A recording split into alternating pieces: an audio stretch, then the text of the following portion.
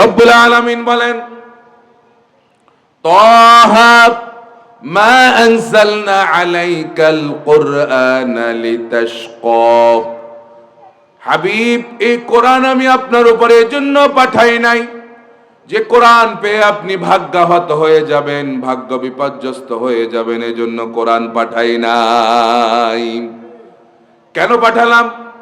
কিতাবুন আনজালনাহু ইলাইকা লিতুখরিজান নাসা মিনাজ যুলুমাতি ইলান নূর। আল্লাহু আকবার। রব্বুল আলামিন বলেন, এই কোরআন আমি আপনার কাছে এজন্য পাঠালাম যে আপনি কোরআন দিয়ে মানুষগুলোকে অন্ধকার থেকে আলোর দিকে নিয়ে আসবেন, এজন্য কোরআন পাঠানো হয়েছে।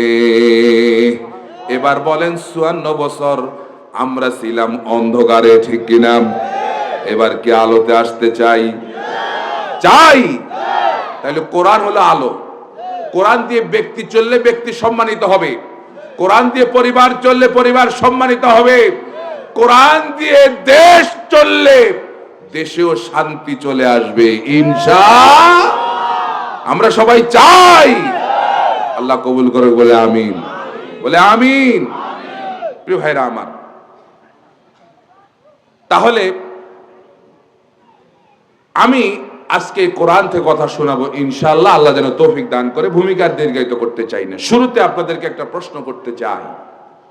তো প্রশ্ন আলোকে আজকে আমরা আলোচনার দিকে ঢুকে যাব ইনশাআল্লাহ। আচ্ছা, আপনারা ফতুয়া দেন, ফতুয়াটা আপনাদের থেকে নেব, কারণ আপনাদের মধ্যে মুফতি বেশি। কথা বলেন না? হ্যাঁ, আমাদের দেশে সবচেয়ে বেশি মুফতি আর ডাক্তার পাওয়া যায়, ঠিক না? চায়ের দোকানে, চায়ের দোকানে আপনি গিয়া বলেন যে আমি তো নামাজের মধ্যে এইটা করে এলাম, দেখবেন ৪-৫ জন মুফতি দাঁড়ায় গেছে সেখানে, ঠিক কিনা? আবার ডাক্তারও আছে চায়ের দোকানে বেশি। যা বললেন আমার তো পেটের মধ্যে একটু মোড়ানি দিচ্ছে, একজনে বলবে ফ্লাজিন খান, আরেকজনে বলবে নাফা খান, আরেকজনে বলবে এক্সট্রা খান, এই খান সেই খান, নানান ডাক্তার। তাহলে মুফতি আর ডাক্তার আমাদের দেশে কি? তাহলে ফতুয়াটা আজকে আপনারাই দেন। কেউ যদি ওয়াদা করে, সে ওয়াদা সে যদি বরখেলাফ করে, তাকে কি বলে আমাদের দেশে? কি বলে? তারে মুনাফিক বলে। শুধুমাত্র একটা ওয়াদা ভঙ্গ করছে তারে মুনাফিক কয় না? ওই ফতোয়াটা হইল না আপনাদের। না, মুনাফিক হওয়ার জন্য 4টা আলামত তার মধ্যে থাকা লাগবে। কয়টা? ওয়াইজা ওয়াদা আখলাফা, ওয়াইজা হাদ্দাসা কাযাবা, ওয়াইজা উতুমিনা খানা, ওয়াইজা খাসামা ফাজারা। কথা বললে মিথ্যা বলে, ওয়াদা দিলে ওয়াদা খেলাফ করে, এরপরে আমানত রাখলে আমানত খেয়ানত করে ফেলে, আর কথা বললেই ঝগড়া লাগলে কি দেয়? গালি দেয়। আমি এই সবগুলো মিললেই হলে সে মুনাফিক। কিন্তু সবগুলো তো বলি নাই, বলছি শুধু ওয়াদা যদি খেলাফ করে তাহলে তারে কি কর? আরো আপনাদেরকে আরো মানে সহজ করে বলি, আরো সহজ করে বলি। একজন আপনাকে ওয়াদা দিল যে আগামীকাল সন্ধ্যার সময় তুমি আমার সঙ্গে দোকানে দেখা করো, তোমার আমি কিছু এই দিব বা সেই দিব। যায় দেখলেন সন্ধ্যার সময় সে সেখানে নাই, বা আপনার পাওনা টাকা পাইবেন, ওয়াদা দিছে অমুক দিন দিব, যায় দেখেন সে নাই, তখন তারে আপনি কি বলবেন? না, সিটার। কথা কন না কা? যে ওয়াদা দিয়ে ওয়াদা খেলাফ করে সে কি? আমাদের গ্রামের ভাষায় সে কি? এটা বলেনি? রামগঞ্জ ভাই সেটা বলে কি না বলেন? তাহলে যে ওয়াদা দিয়ে ওয়াদা খেলাফ করে সে হলো কি? সিটার। এবার আসবে মূল কথা। এবার ফতোয়া ঠিক আছে, যে ওয়াদা দিয়ে ওয়াদা খেলাফ করে সে হইল সিটার। এখন এই ওয়াদাটা মানুষের সঙ্গে খেলাফ করলে সিটার, আর এই ওয়াদাটা যদি আল্লাহর সঙ্গে খেলাফ করে তাহলে কি? সিটারের ইসমে তাফজিল হচ্ছে আস্টার। আস্টার যারা মাদ্রাসা ছাত্র এরা বুঝবে, বানায় নিলাম আর কি। সিটারের ইসমে তাফজিল কি? আস্টার। অধিক পরিমাণে সিটার যে আল্লাহর সঙ্গে ওয়াদা দিয়ে ওয়াদা খেলাপ করে, ঠিক কি না? তাহলে এবার সবাই একটু খেয়াল করেন না, এটার আবার ইসমে তাফজিল নাই, নিজেরা বানায় নিলাম আর কি। সিটার তো কোনো সিগাই নেই, কথা কর না কা, ইসমে তাফজিল হয় কেমন? এটা কি কথা বুঝে আসছেন নি? তাইলে যে আল্লাহর সঙ্গে ওয়াদা খেলাপ করে সে হইল সবচেয়ে বড় সিটার। প্রিয় ভাইরা আমার, এবার খেয়াল করেন, সারা পৃথিবীতে 750 কোটি মানুষ বর্তমানে। এই 750 কোটি মানুষ আমরা সবাই আলমে আরহায়ের মধ্যে, রুহের জগতে আল্লাহর সঙ্গে একটা ওয়াদা করেছিলাম। মনে আছেনি আপনাদের? কি সে ওয়াদা করেছিলাম আল্লাহর সঙ্গে? হ্যাঁ, এই তো জানে, আলাস্তু বিরব্বিকুম। আল্লাহ আমাদেরকে প্রশ্ন করেছিলেন, আমি কি তোমাদের রব নই? তখন আমরা সকলে সমস্বরে বলেছিলাম কি? কলু বালা। এই কথা তখন কাফের মুশরিকরা বলে নাই, কলু বালা কথা কয় না, রাম বামারেরা বলে নাই। এখন যারা ইসলামের বিরোধিতা করে এরা তখন এই কথা বলে নাই। সবাইকে বলেছিল কলু বালা। হ্যাঁ, সবাই বলছিলেন কলু, ওই যে কলু জমার সিগা, তার মানে কি? কেউ যদি বলছিল কলা বালা, তাহলে বুঝা যেত একজনে কইছে। কলা কলা কলু জমা মুজাক্কারে গায়েব, সকলে মিলে বলেছিল কি? অবশ্যই আপনি আমাদের রব, ঠিক কি না? তাহলে আল্লাহর সঙ্গে ওয়াদা করছে নেই, আপনি আমাদের রব। এই ওয়াদা করার পর, পৃথিবীতে আসার পরে 200 কোটি মুসলমান আর বাকি 550 কোটি কাফের মুশরিক, রাম বাম আর নাস্তিক আর মুরতাদ, ঠিক কিনা বলেন? তাইলে 200 কোটি ওয়াদা কিছু রাখছে, কিছু রাখে নাই। আর বাকি 550 কোটি ওয়াদা রাখে নাই, কথা বলেন না কেন? তাইলে বাকি যে 550 কোটি আছে এরা কোনটা কোন? এবার বড় সিটার কোন না কা? এরা হইল কি?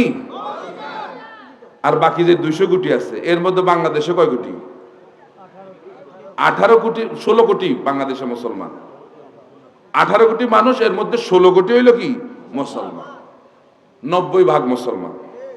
এখন এই 90 ভাগ মুসলমানের, এবার আপনি নিজে জবাব দেন, 90 ভাগ মুসলমানের কত ভাগ মুসলমান আল্লাহকে জীবনের সকল ক্ষেত্রে রব হিসাবে মানে? কত ভাগ মানে? সর্বোচ্চ 8-10 ভাগ, ঠিক না? এখন কিন্তু দিন দিন বাড়তেছে, এখন বাড়তেছে আলহামদুলিল্লাহ কর না। তবে অধিকাংশই জীবনের সকল ক্ষেত্রে আল্লাহর রব মানে না।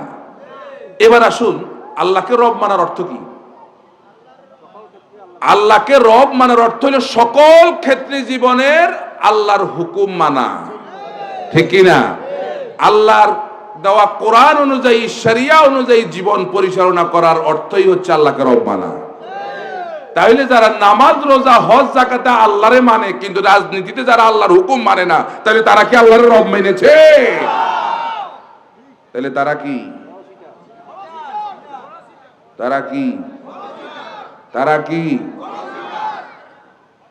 তারা বড় সিটার। ফতুয়া দিছে কে? ফতুয়া দিলেন আপনারা, এখন আল্লাহ দিছে। ফতুয়া দিছে কারা? তাইলে যারা জীবনের সকল ক্ষেত্রে আল্লাহকে রব মানতে পারলো না, এরাই হলো বড় সিটার, ঠিক কিনা? আর আমরা যারা মেনে নিলাম, আমাদের অবস্থা কি? আজকে আমাদের অবস্থা সম্পর্কে ইনশাআল্লাহ আলোচনা হবে। আল্লাহ যেন বুঝার তৌফিক দান করে। সকলে পড়ি, আউযু বিল্লাহি মিনাশ শাইতানির রাজীম, বিসমিল্লাহির রাহমানির রাহিম। ইন্নাল্লাযীনা ক্বালু রাব্বুনাল্লাহু সুম্মা ইসতাকামু তাতানাজ্জালু আলাইহিমুল মালাঈকা আল্লা তাখাফু ওয়া লা তাহজানু ওয়া আবশিরু বিল জান্নাহ التي كنتم توعدون نحن أولياؤكم في الحياة الدنيا وفي الآخرة ولكم فيها ما تشتهي أنفسكم ولكم فيها ما تدعون نزلا من غفور رحيم صدق الله العظيم সূরা হামিম আস-সাজদা কোরআনুল কারীমের 41 নম্বর সূরা। এই সূরায় আল্লাহ সুবহানাহু ওয়া তাআলা আয়াত দিয়েছেন 54টি। বিপুল সংখ্যক মুফাসসিরিনে কেরাম এই সূরাটিকে মাক্কী সূরা হিসেবে গণনা করেছেন। এই সূরার আরেকটা নাম আছে সূরাতু ফুসসিলাত। আমরা আজকে যে সূরা থেকে কথা শুনবো সেই সূরার নাম সূরা হামিম আস-সাজদা বা সূরা ফুসসিলাত। সকলে একটু বলেন তো সূরার নাম কি? একটাই বলেন, হামিম আস-সাজদা। এই সূরার 30 থেকে 32 নম্বর আয়াত আমরা তেলাওয়াত করেছি। আগে অর্থ করব, তারপরে শানে নজুল জানবো, তারপরে ব্যাখ্যায় যাব ইনশাআল্লাহ। দেখুন আল্লাহ রাব্বুল আলামিন কি বলছে, খেয়াল করেন, মনটা ভরে যাবে আজকে ইনশাআল্লাহ। বলে ইনশাআল্লাহ। আমরা যারা আল্লাহকে রব মেনে জীবনের সকল ক্ষেত্রে আল্লাহর হুকুম মানি, আমাদের জন্য কি রয়েছে আজকের আলোচনা বোঝা যাবে ইনশাআল্লাহ। আল্লাহ বলছেন ইন্নাল্লাযীনা ক্বালু রাব্বুনাল্লাহ, যারা বলে আমাদের রব আল্লাহ। এখানে আমরা সবাই কি বলি? সবাই বললে কি এই আওয়াজটা কি এরকম হয় না আরো বেশি হয়? আমাদের রব কে? আল্লাহ। যারা বলে আমাদের রব আল্লাহ, সুম্মাস্তাকামু, এরপরে এই কথার উপর সে দৃঢ় থাকে, অবিচল থাকে, অটল থাকে, ইস্তেকামত থাকে, এই কথার উপর নড়চড় করে না। টাকা পয়সা দিয়া জুলুম নির্যাতন নিষ্পেষণ করেও যাকে এই পথ থেকে সরানো যায় না, এরকম লোক আছে না নাই? আপনি 1 কোটি টাকার বান্ডেল দিলেও তাকে আপনি এই পথ থেকে সরাইতে পারবেন, এরকম লোক আছে না? সাহাবীরা এরকম ছিল, ঠিক কিনা? আমরা কি এরকম হতে চাই? তাহলে আগের রাতে 500 টাকা দিলে লড়বো? আগের রাতে 500 টাকা নিবেন কে কে? ও একজনও নিব না, মাশাআল্লাহ। তাহলে এরা সব তো আমগো লোকে বোঝা যায়, এ বলা যাইবো কেন? প্রিয় ভাইরা আমার, সুম্মাস্তাকামু, এরপরে এই কথার উপরেই অবিচল থাকে। আল্লাহ বলেন তাতানাজ্জালু আলাইহিমুল মালাইকা, তাদের কাছে ফেরেশতারা আগমন করে। সুবহানাল্লাহ। এসে কি বলে?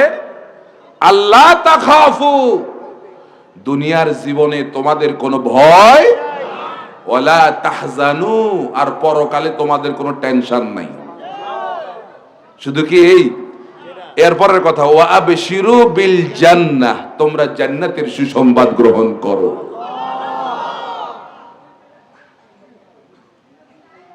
আল্লাতী কুনতুম তুআদুন, যে জান্নাতের ওয়াদা করেছিলেন কে?